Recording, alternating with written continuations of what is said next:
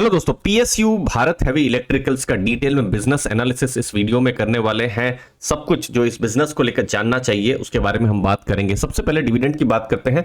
अगस्त 9 record date है और 25 पैसे का फाइनल डिविडेंड यहां पर बीएचईएल की तरफ से आ रहा है। एजीएम मतलब एनुअल जनरल मीटिंग अगस्त 22 को है और जो भी एलिजिबल इन्वेस्टर्स रहेंगे डिविडेंड का उनको सितंबर 20 या उससे पहले पेमेंट हो जाएगा। दोस्तों अब आते हैं बिजनेस के ऊपर। जैसे आप देखेंगे BHEL engineering and manufacturing enterprise है। जो सेक्टर है वो है कैपिटल गुड्स सेक्टर। अब यहां पर क्या मेन उनका काम रहता है तो देखिए, सोच लीजिए पावर सेक्टर के लिए और जो बड़ी बड़ी जो इंडस्ट्रीज है उसके लिए कोई इक्विपमेंट बनाना है, कोई हैवी इंजीनियरिंग का काम करना है इक्विपमेंट्स, तो यहां पर बीएचईएल आता है। और पिछले कुछ सालों में हमने देखा है कैपिटल गुड्स सेक्टर और फिर पावर सेक्टर में एक बहुत ज्यादा रिवाइवल आया है जिसका एक फायदा बीएचईएल को मिला है। अब देखिए, सोच लीजिए पावर ट्रांसफॉर्मर्स या कैपेसिटर्स बनाना है या फिर पावर सेक्टर में बड़े थर्मल पावर प्लांट के लिए क्या क्या इक्विपमेंट्स चाहिए, तो ये सब बीएचईएल के द्वारा ये सब काम होता है। ट्रांसपोर्टेशन में जैसे ईएमयू या लोकोस बनाना है। इनफैक्ट पिछले कुछ महीनों पहले खबर आई थी इनफैक्ट कि जो बड़े वंदे भारत के भी उनको जो बड़े प्रोजेक्ट्स हैं उनको मिले हुए हैं। फिर डिफेंस में भी आप देखेंगे कुछ पर्टिकुलर गन्स होती हैं जिसके लिए बेल को ऑर्डर्स मिलते हैं। तो ये सब हैवी इंजीनियरिंग और इलेक्ट्रिकल जो काम है वो बीएचईएल करता है। कैपिटल गुड्स सेक्टर है ये, ठीक है। और डिस्कस करते हैं अब हुआ क्या है। पिछले कुछ सालों में पावर सेक्टर में रिवाइवल आया है, गवर्नमेंट की तरफ से फोकस आया है। क्योंकि देखिए, हमारा देश जैसे जैसे डेवलप करेगा पावर या जो इलेक्ट्रिसिटी है उसकी डिमांड भी बढ़ेगी। इसीलिए आप देखेंगे गवर्नमेंट का जो फोकस है वो अभी ग्रीन एनर्जी, रिन्यूएबल एनर्जी पर बहुत ज्यादा यहां पर हो गया है। और उससे क्या हुआ है, पावर सेक्टर में भी रिवाइवल हुआ है। अब पावर सेक्टर में भी स्पेशली जो थर्मल पावर है वहां पर और हमको रिवाइवल देखने को मिल रहा है। ये एक पीरियड आया था, आप 7, 8, 10 साल पहले का पीरियड देखेंगे जहां पर थर्मल पावर को पॉजिटिव ही नहीं माना जाता था। ईएसजी के बहुत सारे कंसर्न्स बताए जाते थे जिसका एक तरीके से कोल इंडिया है या बीएचईएल या इवन दूसरी जो थर्मल पावर कंपनीज हैं उनको फिर बहुत ज्यादा फोकस में नहीं रखा जाता था। लेकिन अब जरूरत आई है क्योंकि पावर सेक्टर को तो ग्रो करना है, तो थर्मल और रिन्यूएबल दोनों ही अभी आप देखेंगे इंडिया में ग्रो कर रहे हैं। क्योंकि गवर्नमेंट ने देखा है कि नहीं तो अगर इंडिया ग्रो करेगा तो फिर पावर सेक्टर में तो ग्रोथ की जरूरत है। तो इससे अब क्या हुआ है, बीएचईएल को बड़े ऑर्डर्स मिल रहे हैं। 1.3 लाख करोड़ की ऑर्डर बुक है। लास्ट फाइनेंशियल ईयर में ही आप देखेंगे 78,000 करोड़ का उनको ऑर्डर बुक मिला है, जो कि एक स्ट्रॉन्ग रेवेन्यू विजिबिलिटी देता है क्योंकि ये छोटी मोटी कोई ऑर्डर बुक नहीं है, ठीक है। अब क्या चीजें हुई है, जैसे मैंने डिस्कस किया, थर्मल पावर कमबैक कर रहा है।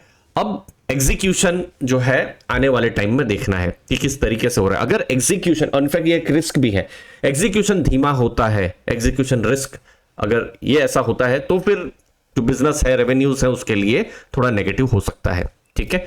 अब पावर सेक्टर थर्मल हो या फिर रिन्यूएबल हो वहां पर तो है ही, लेकिन साथ साथ में डिफेंस, रेलवेज, ट्रांसमिशन वहां से भी उनको ऑर्डर मिल रहा है। तो क्या हो रहा है, डाइवर्सिफिकेशन उनका हो रहा है। अब अगेन आने वाले टाइम में देखना है कि जो ऑर्डर विंस हैं वो क्या जो फ्रीक्वेंसी है उसमें होते हैं। अब यहां रेवेन्यू विजिबिलिटी को देखने का एक और तरीका है। जैसे आप देखेंगे ऑर्डर बुक 1.3 लाख करोड़ की है और ये है उनका जो टोटल रेवेन्यू लगभग 24,000 करोड़ के आसपास में है। मतलब अगर वो 1 रुपया का रेवेन्यू कर रहे हैं तो उनके पास 5.4 टाइम्स ऑर्डर बुक है, जो कि एक बहुत ही मजबूत यहां पर हमको ऑर्डर बुक देखने को मिल रही है। तो ये एक की पॉजिटिव जब हम बीएचईएल के केस में हमको देखने को मिल रहा है। लेकिन देखिए, ये बिजनेस में रिस्क भी है क्योंकि जो ऑर्डर्स होते हैं वो लॉन्ग टर्म के होते हैं, 4 साल 5 साल के ऑर्डर्स होते हैं, ठीक है। तो वर्किंग कैपिटल की रिक्वायरमेंट यहां पर ज्यादा होती है और बहुत बार क्या होता है, बहुत सारे इश्यूज आ जाते हैं बीच में, तो उससे क्या होता है, जो एग्जीक्यूशन की जो स्पीड है वो कम हो जाती है। और ये सब बिजनेस में, कोई भी बिजनेस हो, उनके अलग अलग रिस्क होते हैं। यहां पर मैं बीएचईएल के रिस्क की बात कर रहा हूं, ठीक है।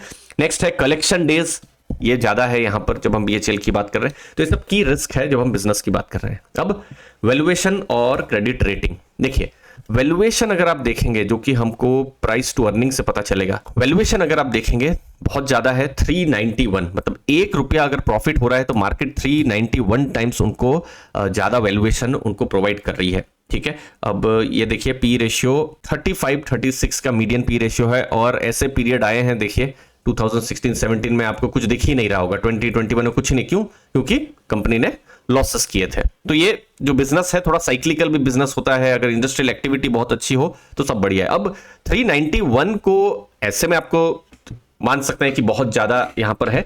अगर उनके प्रॉफिट्स बढ़ते हैं 282 करोड़, अभी ये प्रॉफिट्स अगर बहुत ज्यादा बढ़े तो फिर क्या होगा, पी रेशियो यहां पर कम होगा।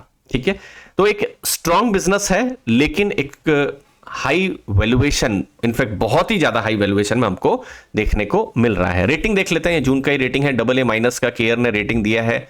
फिर यहां पर फिच की अगर हम बात करेंगे AA- ही है। देखिए बेस्ट रेटिंग होती है AAA, फिर उसके बाद AA+ आता है, फिर AA, फिर AA-। तो आप ऐसा मान सकते हैं 100 में जो बेस्ट होता है या 95 100 मार्क जिसको आए हैं वो AAA हो गया। AA- आप मान सकते हैं जिसको 75 80 मार्क आए हैं, अच्छा ही कहा जाएगा। ठीक है, चिंता कब होगी, जब BB हो जाए वैसी रेटिंग में, या C या D जो रेटिंग होती है वहां पर।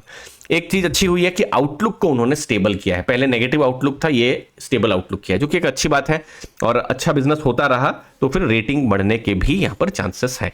तो क्रेडिट रेटिंग मजबूत है और ग्रो कर रही है, बेस्ट नहीं है, मजबूत, गुड बोल सकते हैं, बेटर बोल सकते हैं। वैल्यूएशंस थोड़ा सा महंगा है। अब म्यूचुअल फंड्स के क्या एक्शन है, देखिए म्यूचुअल फंड्स के एक्शन तो मैं यहां बता ही रहा हूं।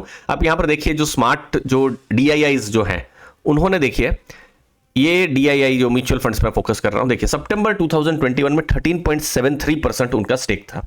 ओके, और यहां पर देखिए दिसंबर तक आते आते उन्होंने 17.58 कर दिया, मतलब हर क्वार्टर में थोड़ा थोड़ा थोड़ा करके स्टेक उन्होंने बढ़ाया। लेकिन हम पिछले 2 क्वार्टर से देख रहे हैं, ये DII में क्या आ गया, म्यूचुअल फंड्स और इंश्योरेंस कंपनीज मेनली वो पार्ट आ गए।